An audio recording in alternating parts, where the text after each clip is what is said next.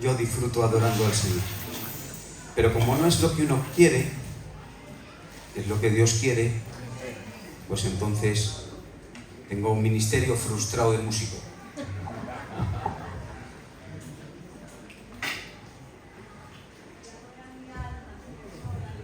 Bueno, necesito en pantalla Apocalipsis capítulo 1, verso 9.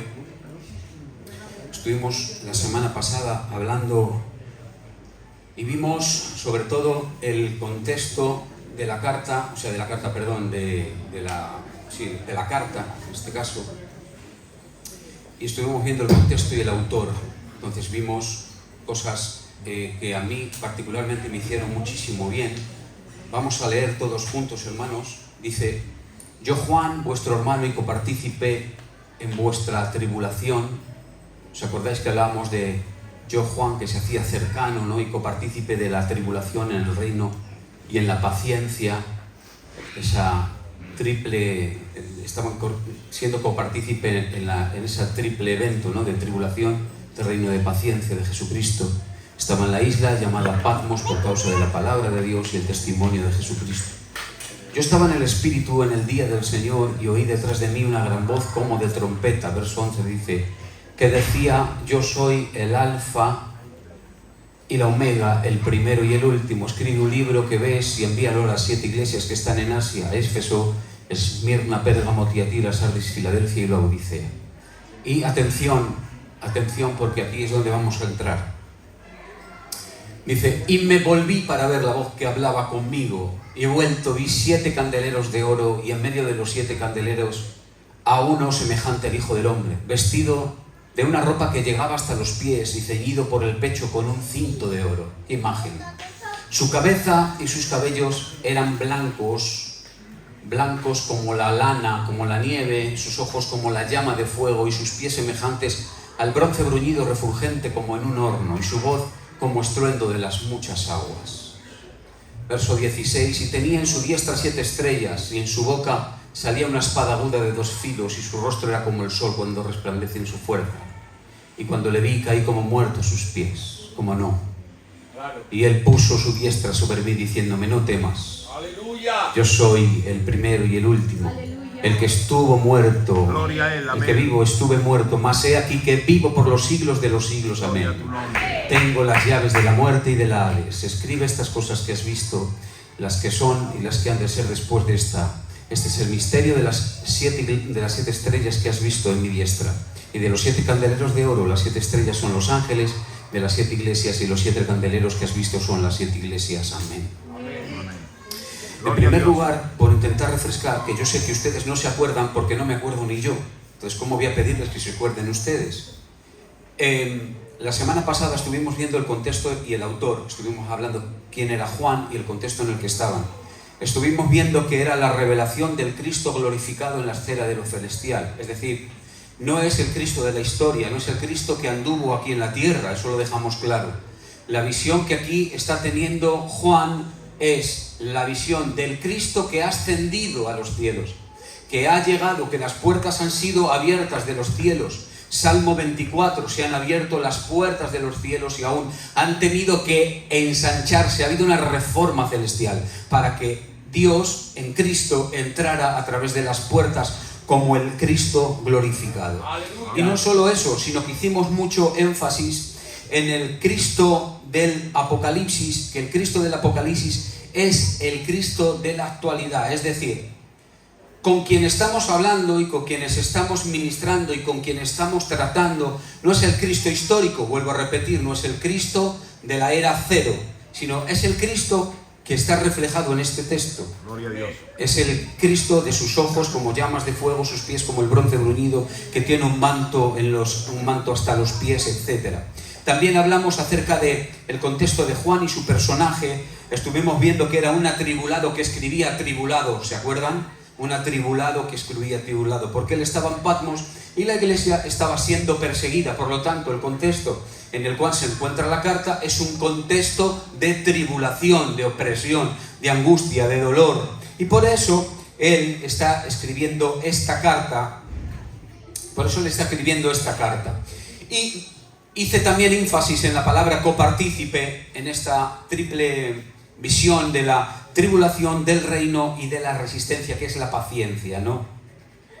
Estuvimos viendo también el ministerio, que así culminemos como que Él es el Cristo, Él es el Mesías, Él tiene el ministerio en la iglesia. Gracias a Dios. Gracias a Dios que Él está en medio de su iglesia. Gracias a Dios. Y hoy vamos a intentar ver, si antes vimos el contexto y el autor, ahora vamos a intentar ver la visión del Cristo glorificado. Vamos a contemplar grandezas. Hermanos, yo intentar, lo repito muchas veces, hermanos, y no es falsa modestia, yo no soy capaz, yo no sé, hermanos. Pero cada vez que leo, cada vez que intento indagar, cada vez que intento profundizar, cada vez que intento estudiar, me veo muy pequeño y me veo incapaz de predicar lo que está escrito, hermanos. Entonces, el Señor me dé gracia y me dé voz y palabras para poder que se pueda entender. Porque hay tanto y tanto y tanto aquí que cada punto sería un sermón, cada punto, hermanos. Cada texto, cada cualidad que vemos aquí en la persona de Cristo sería un sermón. Y un sermón de 3/4 de hora, seguramente. Entonces yo no puedo desgranar ni decir todo lo que se puede decir aquí. Evidentemente tampoco tengo palabras ni fraseología para hacerlo. Pero bueno, el Señor nos dé gracia en este día. En primer lugar, vemos la visión del Cristo glorificado. Dice el verso, ponme en pantalla el verso 11, no, el 12. Dice, Él escuchó una voz que le estaba llamando, y cuando escucha esa voz, dice Juan, me oí una voz detrás de mí como de trompeta. Oí una voz detrás de mí como de trompeta. Atención. Me llama poderosamente la atención, hermanos, que aquí aparecen dos palabras que se pueden confundir, y es voz y trompeta. Entonces, ¿con qué le está llamando Dios? ¿Con una trompeta? ¿O Cristo en este caso? ¿Cómo está llamando Juan? ¿Con una trompeta? ¿O lo está llamando con voz? No, lo está llamando con una voz, lo está llamando por su nombre, le está llamando Juan. Es una voz, sin embargo dice, como de trompeta. Aquí hay un símil comparativo. Cuando aparece la palabra como, es parecido, semejante. ¿Os acordáis? Que Juan intentaba describir lo indescriptible. Entonces tiene que utilizar palabras para intentarse adaptar al conocimiento y a la mente de los autores, de aquellos que van a recibir la palabra de Dios como la carta. En este caso, aquí dice que oyó una voz. Ahora, la pregunta es, ¿qué es una voz? ¿Qué es la voz? La voz son palabras. Evidentemente, la voz es la expresión. Son más que palabras, es una expresión. La voz es cómo se manifiesta la expresión de los pensamientos. Es decir, cómo yo puedo manifestar aquello que pienso. Lo que yo pienso es privado, hermanos. Lo que yo pienso es mío. Es producto de mi autoridad. Y puedo guardármelo o puedo reproducirlo y ustedes lo pueden conocer. Pero ¿cómo ustedes pueden conocer lo que yo pienso? No hay gestos que reproduzcan un pensamiento. La única manera de reproducir y de dar a conocer lo que yo pienso es manifestarlo a través de expresiones que son palabras. ¿Sí o no? ¿Cuántos están aquí conmigo y dicen un fuerte amén? Amén. Por lo tanto, la voz son las expresiones internas de la persona. Amén. De hecho, voy a intentar enfatizar más profundamente. Yo no soy capaz de expresarte lo que hay en mi corazón si no es fruto de un diálogo, de palabras, de la manifestación por medio del lenguaje.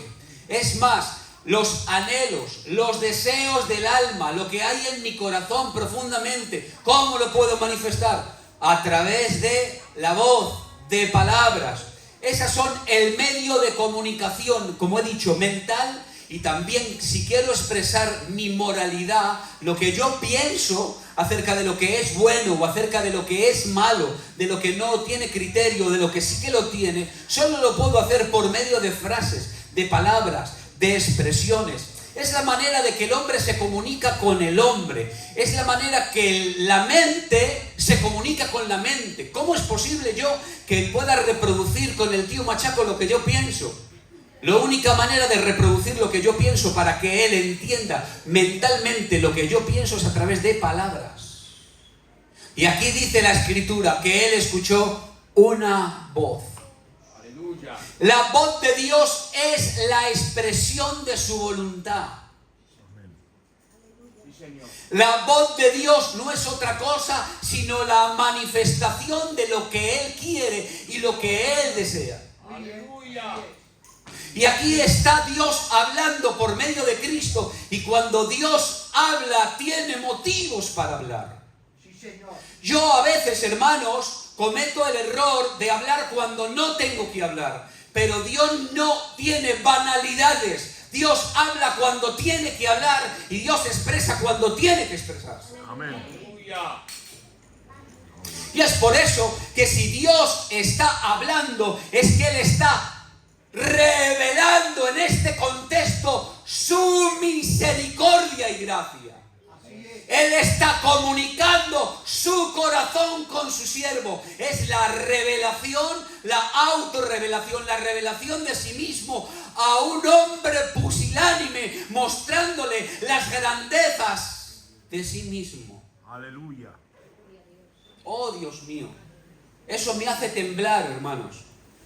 Me hace pensar en que Dios, este Dios tan maravilloso, tan excelso, intenta estar en medio de su pueblo para tener una comunicación divina. Su mente quiere trasladarla a nuestra mente, y la moralidad de un Dios 3 veces santo, perfectamente santo, quiere comunicarnos su voluntad. Aleluya. Eso excede a mi conocimiento. No lo puedo entender. ¿Cómo es posible que mi mente finita pueda albergar la mente de Dios? Es imposible. Pero me encanta, me agrada, me entusiasma saber que Dios se revela a mí, quiere manifestarse y hablar conmigo. No sé si lo has pensado alguna vez. El Dios que con 3 dedos junta el polvo de la tierra. El Dios que extiende sus cielos como una cortina. El Dios que extiende los cielos como un pergamino. Que todos los océanos caben en su mano. Él quiere tener una relación contigo y hablarte.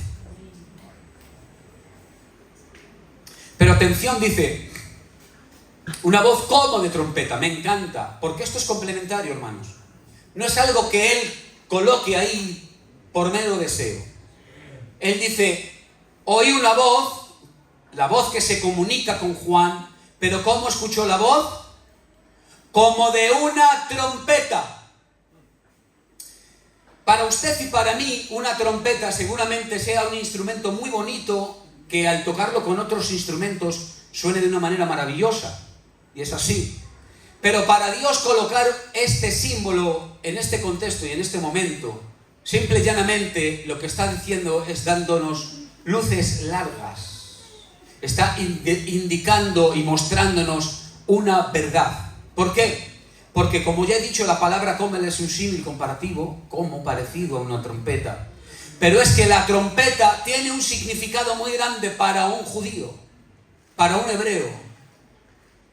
Ya que las trompetas solamente sonaban por indicativo divino, por un imperativo de Dios, cuando en medio del campamento del Señor, de la asamblea de los santos, de los hijos de Dios, en el Antiguo Testamento, Él decía, atención, ahora con fuerza, haced sonar la trompeta con todo el vigor, para que todo el mundo, los 3 millones de judíos que están en el campamento, puedan entender que el pueblo de Dios tiene una convocatoria santa y solemne.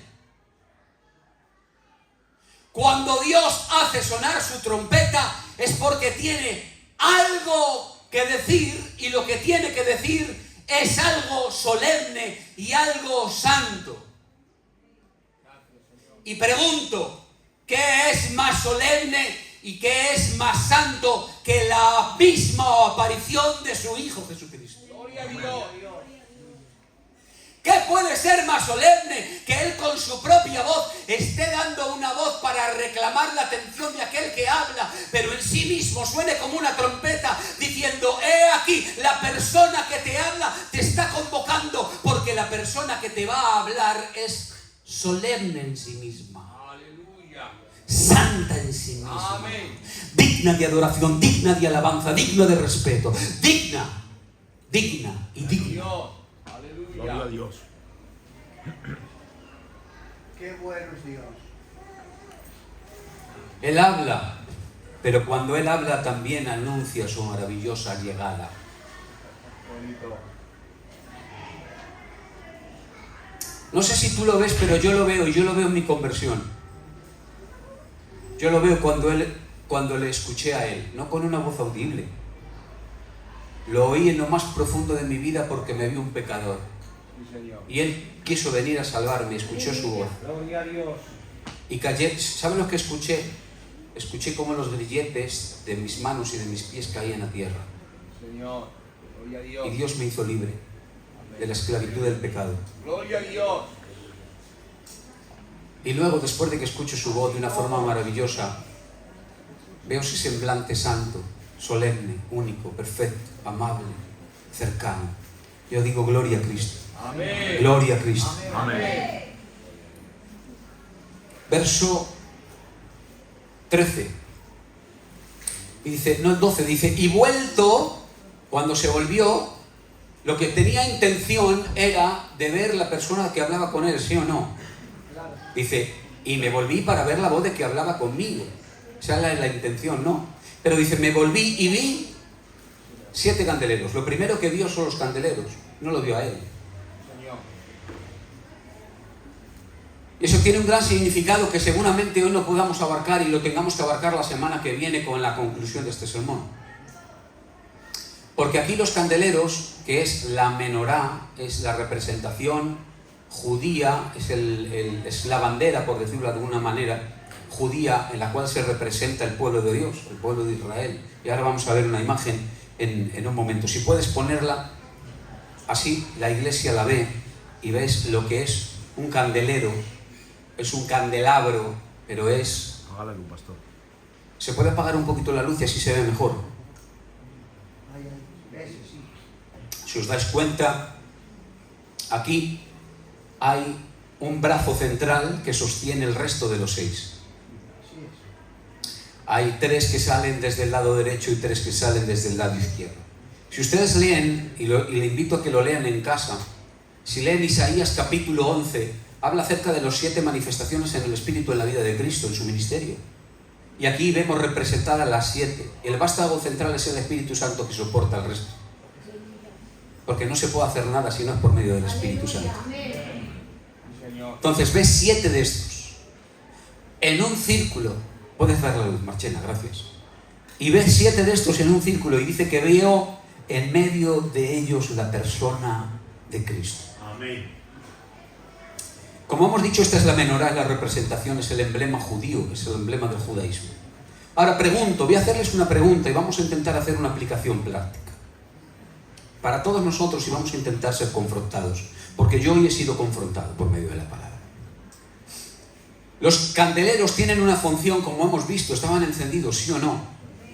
Los del pueblo judío, aquí hemos visto velas, sin embargo tenían unas despabiladeras y tenían aceite en su interior para que todo el día continuamente estuviera dando luz en el lugar santo, para que el sacerdote pudiera ministrar en el lugar santo. Entonces, un candelero, ¿cuál es su función? Su función es iluminar, evidentemente, es dar luz, ¿sí o no? Sin embargo, ¿cuántos de nosotros, no lo sé si hay alguno aquí, que tiene alguno, un candelero, de estos antiguos que has visto en un restaurante, en un bodegón, en una... ¿Lo has visto? ¿Has visto un gran candelero? Muchos de ellos sirven, hermanos míos, única y exclusivamente como un objeto decorativo. Lo tienen para tenerlo ahí, pero no lo tienen para dar luz, para no ofrecer luz. Estos 7 candeleros tienen una representación y cada uno de ellos están representando cada una de las iglesias que están en Asia. Éfeso, Esmirna, Tiatira, Pérgamo, todas, las 7. Pero en su contexto, lo que está diciendo es que esta es la iglesia universal. Es la iglesia de todos los tiempos, Amén. en todos los contextos históricos, en toda la geografía. Es la iglesia de Cristo en todos los contextos históricos y también geográficos. Está representando eso. Sin embargo, estas que se ven 7, que representan esta iglesia, la iglesia auténtica, la iglesia verdadera, estas sí tienen luz. Esas tienen luz y lo que hacen es continuamente iluminar a un mundo que está en tinieblas. Oh Dios.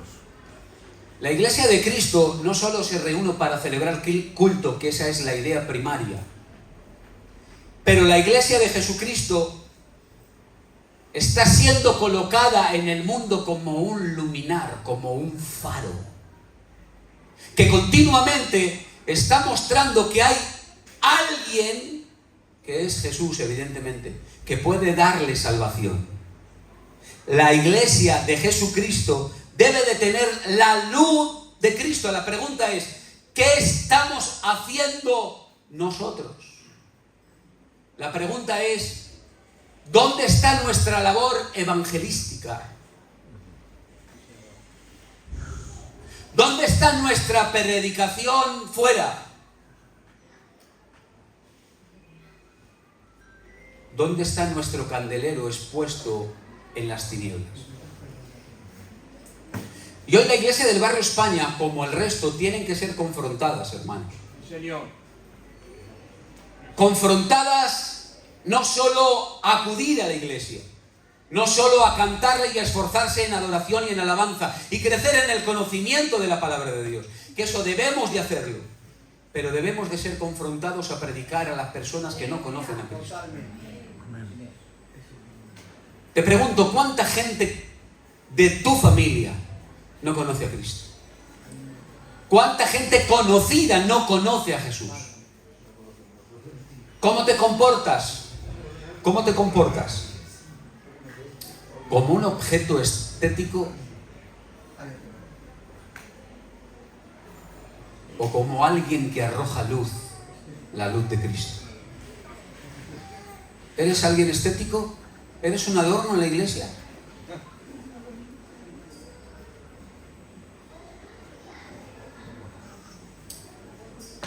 El Señor nos ayude a poder predicar y enseñar a Cristo. Amén. Dice, predica, San Pablo dice, predica dentro y fuera Muy bien. de tiempo. Aun cuando no es tiempo hay que hacerlo. Aleluya. En cualquier sitio y lugar. Amén. Amén. Amén. Dice, él tiene una ropa que le llegaba hasta los pies con un cinto de oro. Una ropa que le llegaba hasta los pies. Esta es la túnica santa de lino.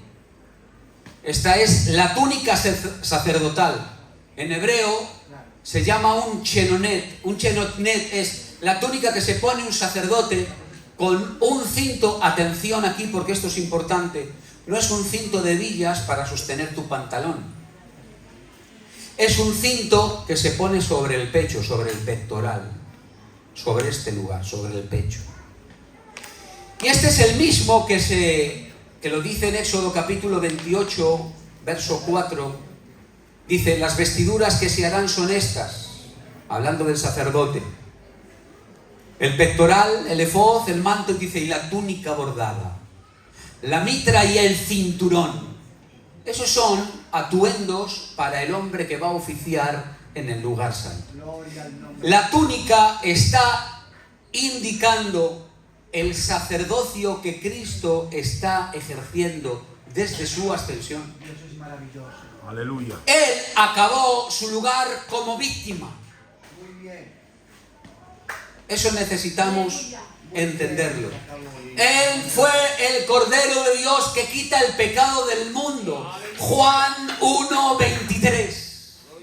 Pero que cuando fue consumado ese acto expiatorio por toda la humanidad, automáticamente Él entró en los cielos no solo como calidad de víctima, sino entró en calidad de sacerdote. Él se colocó a la diestra del Dios Padre para poder interceder por ti y por mí. Aleluya. Y Él está a la diestra de Dios ahora mismo. Amén. Hermano, entiende esto, piénsalo por un momento. Él está ahora, cuando se está celebrando este culto, a la diestra de Dios, sentado, colocado en ese lugar, con esa túnica larga de lino maravilloso, hermoso, resplandeciente, y con ese cinto, un cinto de oro puro sobre el pecho. Dice Peter Lange, es maravilloso este amigo, dice, sus pechos son como los dos testamentos. Señor.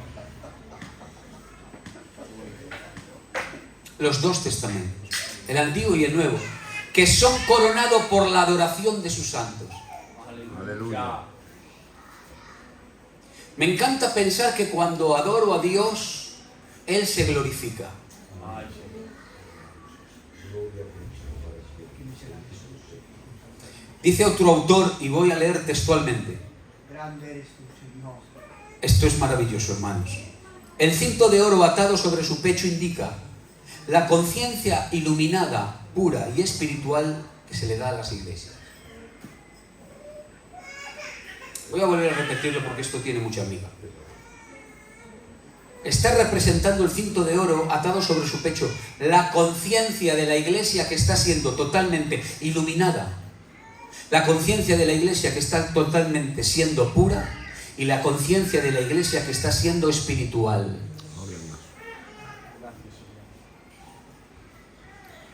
Si te das cuenta, como he dicho antes, el cinto de oro está sobre su pecho, no está sobre su cintura, no está sobre las caderas. Ahora hay que hacer una pregunta. ¿Por qué se comporta este cinto como una faja y no como un cinturón? Eso es necesario saberlo. Simplemente, cuando alguien lleva algo a la altura de la cintura como tipo faja, yo me pongo una faja porque tengo una hernia discal y cuando voy a coger peso la tengo que poner porque me duele mucho la espalda. Entonces, la faja está representando sobre la cadera símbolo de trabajo. Sin embargo, aquí, sobre el pecho, es típico de un ornamento. Es decir, es estético. Es un adorno. Está colocado sobre el pecho con intención de hacerlo más hermoso. Las hermanas saben de estos, hablando con mucho respeto a los lutos, cuando van de boda, se colocan 1000 cosas, dicho sea de paso. Y entre las 1000 cosas se ponen una cosa que dices, ¡ay, qué bonito le queda! Tiene mucho significado. No, pero le queda bien. Es estético. Sin embargo, aquí, lo que está representando ese cinto estético está expresando la festividad del Hijo. Es estético porque Él va a disfrutar eternamente de una fiesta. ¿Por qué? Porque le toca el momento de disfrutar lo que Él ya ha ganado en la tierra. Amén. Gloria a Dios. Ese cinto, al no ser un cinto de trabajo, ya que el trabajo lo hizo en su ministerio terrenal, ahora va a disfrutar de una eternidad en su festividad. Gloria a Dios. Porque se le hace fiesta al Hijo. Aleluya. Amén. Gloria a Dios. En el cielo se le hace fiesta al Verbo. Claro, amén. En el cielo se le hace fiesta al Hijo. Amén. Gloria a Él. Y Gloria ese a Él. cinto está indicando todo eso. Él ha ganado para sí mismo, para el fruto de sí mismo, para el disfrute de sí mismo. Gloria a Dios. Tener sobre sí un cinto sobre su pecho que representa: ya no sufro más, ya no trabajo más. Tetelestai. Aleluya. Gloria a Dios. Consumado es. Amén. Amén. Todo ha sido terminado. Aleluya. Gloria a Él. Amén. Voy a acabar con este porque si no, no vamos a entrar. Si os dais cuenta, hermanos, en los evangelios nunca, o yo no lo he visto, si ustedes lo han visto, no sé si han visto una descripción de su fisionomía. Yo no lo he visto, que digan, pues es blanco, es amarillo, es rojo, es verde, con el pelo así, con el pelo así, es tal. No hay ninguna descripción, pero aquí sí. Aquí Juan tiene una descripción de él y empieza a enumerar su descripción. Nótese que su descripción, y aquí me gustaría subrayarlo bien, cada una de sus descripciones no es fisonomía en sí, sino atributos y cualidades. Amén. Claro. Muy bien, así es. No es su imagen solamente, ya que de su imagen brota lo que él es. Aleluya. De su imagen brotan sus atributos y perfecciones. Aleluya. Y dice que su cabeza y sus cabellos son como blanca lana. Gloria a su nombre. Su cabeza y sus cabellos son como blanca lana. Si os dais cuenta, hermanos, esto me van a entender sobre todo los ministerios y ustedes que saben mucho. Aquí lo que está indicando a Juan es justamente lo que Juan está escribiendo en el capítulo 1, verso 4, si no recuerdo mal. No, el 1.1, en el 1.1, en el primer párrafo, el principio del verbo. Es en el principio del verbo. Lo que está hablando es la preexistencia del Hijo. Él es preexistente. Él existe antes de que nada existiese. Antes de que Él dijo, se haga esto, Él ya existía. Amén. Y aquí sus cabellos blancos, como blanca lana, su cabeza blanca, está indicando su existencia anterior a la existencia. Señor, amén. Él existe antes de que nada, la nada existiese. Es maravilloso, está indicando su existencia antes de la propia encarnación. Pero no solo eso, también está indicando su gloria y su santidad. Amén. Leía, hermanos, algo que resumía esto y decía, estamos viendo la naturaleza de luz celestial. Eso es para digerirlo un rato. Es la naturaleza, la ousia en griego, la sustancia de Dios en luz celestial. Gloria a Dios.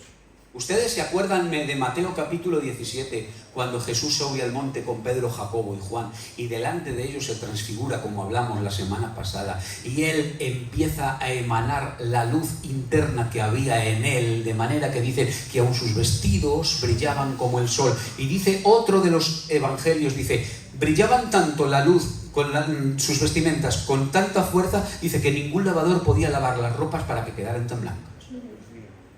Estaban intentando poner símiles comparativos porque no sabían ni lo que estaban viendo ni vislumbrando.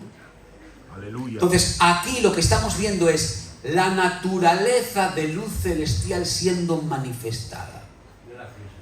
Y si se dan cuenta también, aquí vemos otra cosa, y me gustaría complementarlo para ya acabar. Si se dan cuenta, está hablando de cabellos blancos. Cabellos blancos. Aquí hay gente que tiene canas, ¿vale? También hay canas. Las canas hablan de edad. Son mechas de sabiduría, ¿eh? Mechas de sabiduría. Las canas hablan de edad. Hablan de ancianidad. Hablan de eternidad. Está hablando de que Él es eterno. Gloria al que vive para Gloria a tu siempre. nombre. Y si ustedes se dan cuenta e intentan comparar este texto con otro texto bíblico del Antiguo Testamento, necesitamos irnos a Daniel capítulo 7 y al capítulo 8. Y si nos vamos a Daniel capítulo 7 y capítulo 8, es donde empezamos a hablar claramente al anciano de días. Es así, amén. A ese anciano de días que tiene también sus cabellos blancos. Gloria a Él. Pero que eso está representando, atención, porque esta es muy buena, porque a mí me ha hecho muy bien. En Daniel está hablando de quién, de Dios. Sin embargo, el mismo atributo que se le adjudica a Dios, se le está adjudicando a la persona de Cristo. Todos los atributos que estamos viendo en la persona de Cristo, mediante la vestimenta, sus ojos, sus pies, que lo veremos la semana que viene, como bronce bruñido, refulgente como el nuevo, etc. Todo eso está indicando sus perfecciones, su carácter, su personalidad. Pero que esas mismas nacen ya de unos eventos del Antiguo Testamento y que son comparadas con la persona del Padre, atribuyéndole aquí la divinidad y la deidad. Sin duda. Gloria a Dios. Sin duda. Cristo es Dios. Amén. Cristo es Dios. Amén.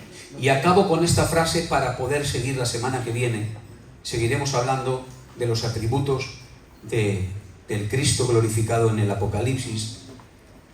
De una cita que he encontrado, dicen que es el comentario más antiguo que se conoce del Apocalipsis. Dicen, Se llama el señor Victorino de Petovio, vaya nombre, Victorino de Petovio. Dice, acerca de este texto: la blancura de su cabeza se conoce su antigüedad, por la blancura de su cabeza se conoce su inmortalidad, y por la blancura de su cabeza es la fuente de su majestad. Amén. Muy bueno. Yo digo, a Cristo y a este Cristo que está delante de nosotros, Amén. Gloria a sea Dios. toda la gloria, toda la honra. y toda la Amén. adoración. Amén. Dale un fuerte aplauso al Señor porque Él se lo merece.